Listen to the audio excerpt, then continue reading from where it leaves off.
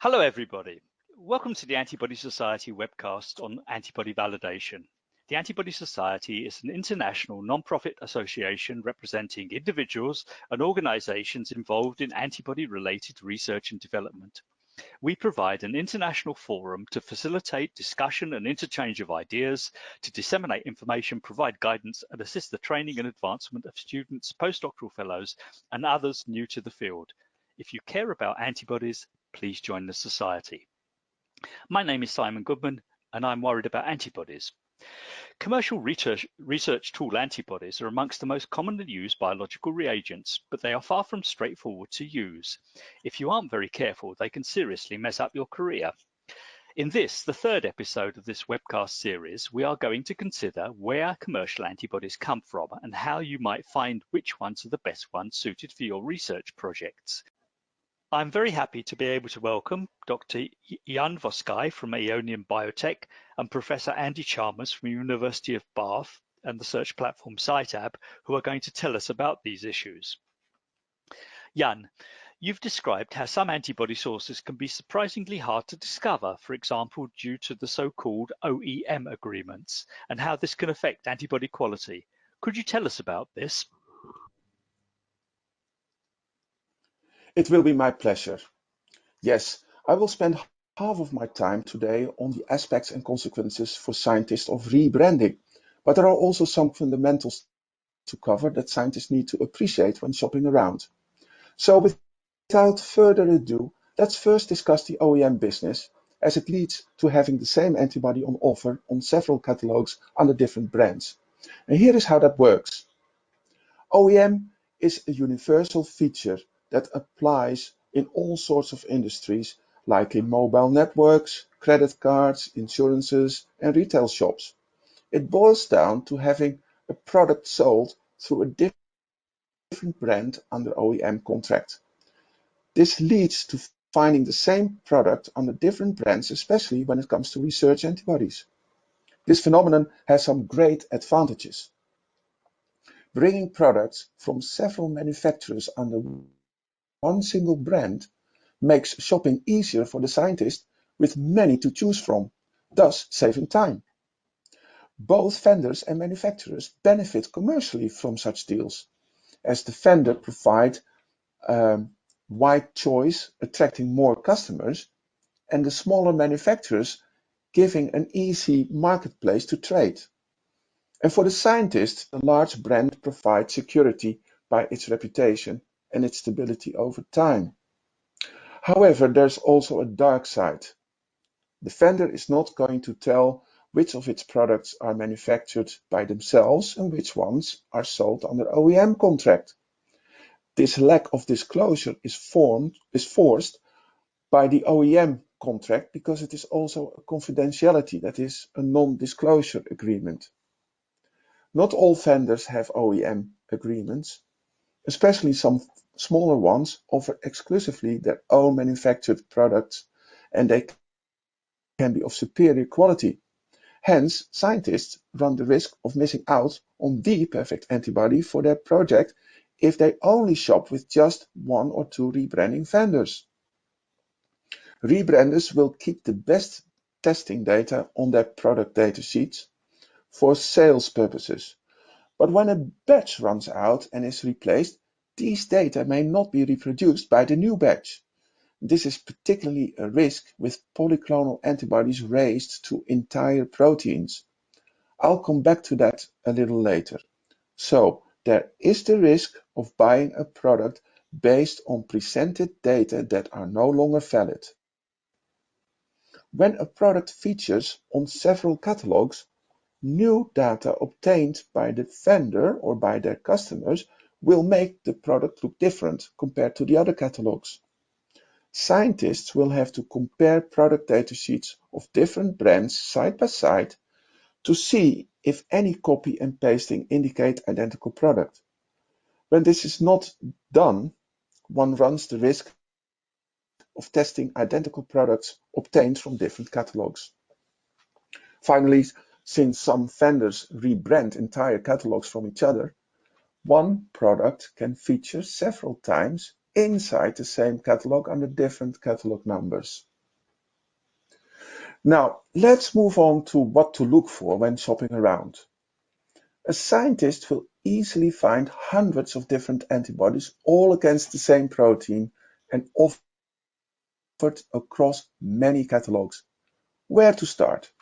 There are three main choices to start with. One has to determine if a polyclonal antibody or a monoclonal antibody is required and if that antibody needs purified. For a small set of experiments on the side, an antiserum or hybridoma conditioned media may suffice. But when repeated purchase of the same antibody is required, one should opt for purified immunoglobulin G with known quantities. The type of project will also determine if the antibody needs to be epitope or domain specific. And then there's the host species. For very large amounts of antibody, a large animal like a goat or a member of the camel family might be more cost-effective than the bulk purchase of a rodent-derived monoclonal. There is a bit more to cover about antibody quality in relation to the choice of antigen. Antibodies to high abundant proteins are traditionally easy to make, and they generally are of extremely high quality and applicable to many assay types. These are the easy to obtain antibodies. In contrast, when a protein is of low abundance or highly unstable, antibodies against them are much more difficult to obtain, and those that do exist will be fit for just a limited amount of different assay types. Many please pay attention to antibodies specific to certain protein family members whose amino acid sequences are highly identical or similar. Such antibodies run increased risk of cross-reactivity unless it was generated to a unique part of the protein. Likewise, antibodies to post-translational modifications, for example to a phosphorylated threonine, may cross-react to other proteins with the same modification, especially when the adjacent amino acids are identical. And there are always some proteins that simply refuse to generate a proper antibody, and these are the tough ones.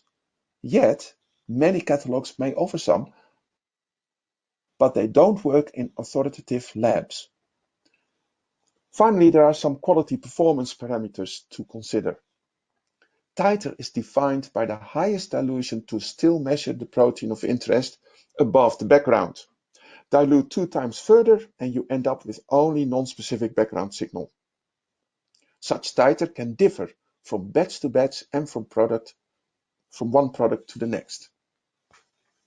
The integrity of the antibody might have been 100% when it left the manufacturer, but the product runs a risk of damage during transport, during storage, and during handling. Imagine the travel around the world when a product is ordered by one rebranding vendor who then delivers it to the next rebranding vendor. Then it travels to a local distributor before it is delivered to the scientist. The product may have traveled around the world twice, getting stuck at customs, having exposed to too high temperatures in the delivery van, may have been thawed and frozen several times. Let's do some myth busting. Polyclonal antibodies are not intrinsically bad. You just have to know its limitations and use them at their maximum capacity. For example, because of their high affinity, they are ideal for immunoprecipitation, for capturing, for purification, etc. And monoclonal antibodies are not always superior. Without the known epitope, you do not know how selective it really is. From 3 FDA-approved HER2 monoclonal antibodies for diagnostics, 2 turned out cross-reactive to HER4, thus causing false positives on HER2-type breast cancer tests, with all the consequences. And finally, antibodies fit for detection under native conditions such as ELISA, flow cytometry, and immunocytochemistry may not work under denatured conditions such as in immunohistochemistry, immunoprecipitations, and Western blot. And antibodies fit for detecting denatured proteins, as in immunohistochemistry and Western blot, may not work at all in ELISA immunocytochemistry and flow cytometry.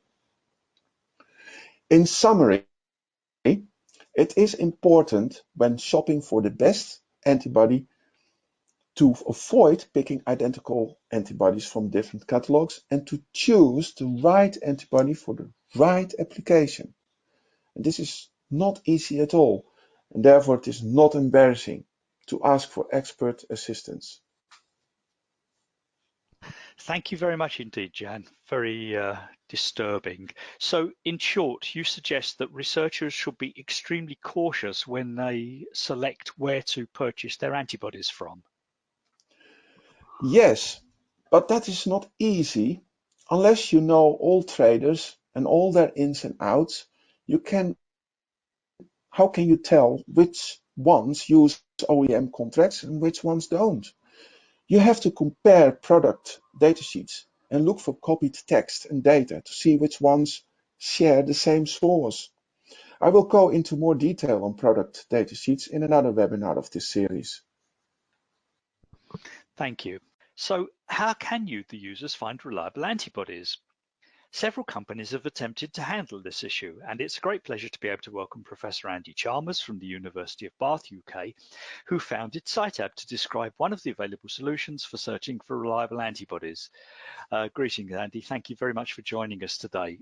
Could you tell us about the solution that you've dreamed up for finding suitable antibodies? Okay, thank you, Simon. Yeah, I'd be very happy to give this webinar. It's really great to be invited, and it's a subject which is very close to my heart, which is how do researchers find the most cited antibody for their experiments. And what I'm going to do is really just quickly give you a explanation of why I think researchers should start with the most cited antibody, why this approach works, what the limitations are with this approach, what do you need to be aware of if you're using it, and why finally it's always important that you validate the antibodies you select in your own laboratory, no matter how you select them. So what CiteAb does is it ranks every antibody by the number of citations in the literature. So it's a simple impartial method, and we currently list over 4.5 million antibodies from 190 suppliers. So you can search an absolutely massive catalogue of antibodies, and they're all ranked in the same way, and it just provides a very quick and easy way to find the most cited antibody. And of course, what we recommend is that it's always really important to consider the application that you're going to be using the antibody for in your particular context. So you want an antibody which is going to work for that application, whether it's Western blotting or flow cytometry or immunohistochemistry, for example. You also want to consider the species of tissue that you're going to be using. So this example I just picked out, but it's using mouse tissue. So you would want to know that the antibodies are going to cross-react with the mouse protein. And there might well be other criteria of the antibody that are important to your particular experimental needs. So that could be the clonality, it could be the host species, or it could be that you require particular conjugates. So we recommend that researchers carry out searches and then filter the antibodies to find the most cited antibody that meets their criteria. We also know that many people that use CiteAb pick more than one antibody, and this can be particularly if it's a really crucial antibody for their experimental results and that they're basing their conclusions on. And so it can be that you pick, say, more than one of the most cited antibodies. So why does this approach of picking the most cited antibody that meets your criteria work? Well, what it does is it allows you to identify the antibodies that have, where other researchers have selected them, they've produced, the antibodies have produced good data and it's contributed to publications. And so it's really independent data supporting the use of the antibody. And it allows you to avoid those antibodies that researchers may have been buying for many, many years and that have just never given any results. So in addition to this, the most cited antibodies have the most published data, so that you're likely to have the best or the most information with which to design your experiments and choose your experimental conditions. And as we know, very minor changes to experimental conditions can make a big difference to the performance of an antibody. So in this way, you have the most published data to help you design your experiments. Now, no system's perfect, and the critics of CyTab says it simply favors the oldest antibody. But this really isn't true. If you consider the example I gave where the antibodies that give no results that have been around for many, many years, these will be are not going to be favored by CyTab. What it does is it favors really the oldest antibody that that works. And one of the important things to mention really is that no matter, you still do need to validate it in your laboratory. And I'll explain why that is in the next slide. So it might well be that the antibody has been used for many years by many different labs. It gives signal in many different applications, but it could be that if it hasn't been well validated with proper controls, some of that signal could be non-specific. It could be recognizing other proteins than the one you intend to stain. So this is just an example of a nice mouse knockout where you have the epithelium is knocked out with a conditional knockout and the signal goes away. The surrounding stroma, the signal is kept. And so this provides good evidence that the antibody is suitable for staining the epithelium. And of course, there's now huge numbers of cell lines that have been knocked out that you can use as controls. So what we're doing to try to help in this situation is we're now including validation data. We're building a validation data from suppliers, but also published validation data. So researchers can then really filter the results and find the most cited antibodies that have particular types of validation that's being carried out that you think are important.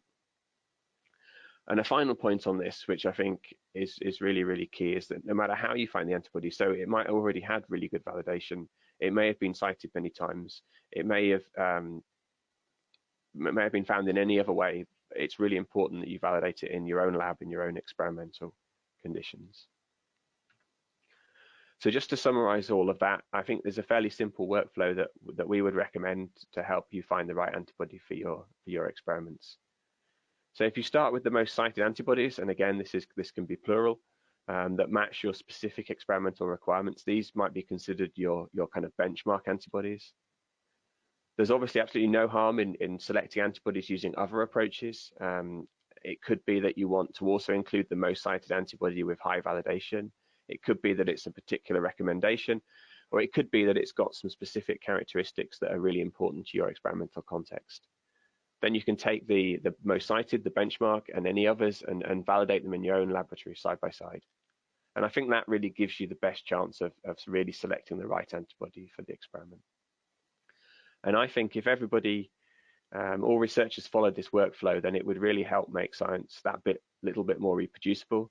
I think it would save huge amounts of government and grant funding, and also save huge amounts of postdoc and PhD student time that is wasted by using inappropriate antibodies. So finally, I think this is a really important topic, and I do want to really thank Simon and the Antibody Society for putting on this series of webinars. Thank you very much indeed, Andy. Thanks is all from our side for you and all of the other contributors who have freely given their time and their great expertise to contribute to our series. So, thank you very much for that. No need to thank us.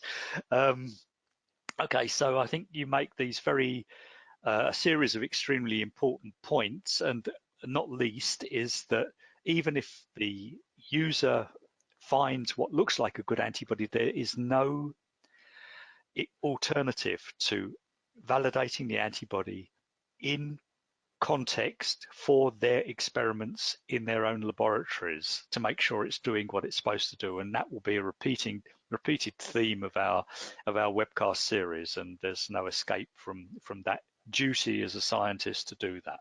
So CyTab mines the literature for the most frequently used antibodies. But I mean, how about if a bad antibody tyrannizes the literature?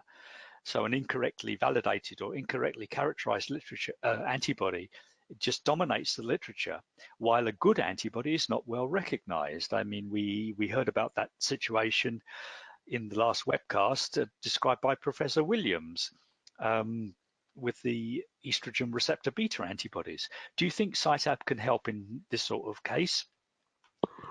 Yeah, thanks, Simon. It's a really key question, and I think it comes back to the point I was making about validation. And I'm actually an optimist on this, and I think the great thing about all of the emphasis on reproducibility, but also the technical improvements of producing knockouts, for example, but all sorts of other types of validation, means that the more validation suppliers and researchers do, there's not going to be any hiding place for these antibodies. They're going to be shown up as being non-specific, and that was really the key thing that needs to be done to solve this problem of these well-used antibodies that are non-specific. And specifically at CiteAb, I think what we can do to help with this problem is, as I mentioned, is adding in the data about validation, because then it allows researchers to add in that extra series of filters and select validation that is important to them for in their judgment for their particular experiments. And I think all of those things combined means that we can and really must eliminate these antibodies from and stop people using these antibodies. Thank you very much indeed, Andy. I think that's a good comment, and I think that applications like CiteAb will allow users to seek out the most cited antibodies, and that's a great help in filtering finally the bad antibodies out of the system. Of course, there are a lot of, one shouldn't sort of hide the fact, of course, that there are a lot of other databases which are available, which work on different principles to CiteAb.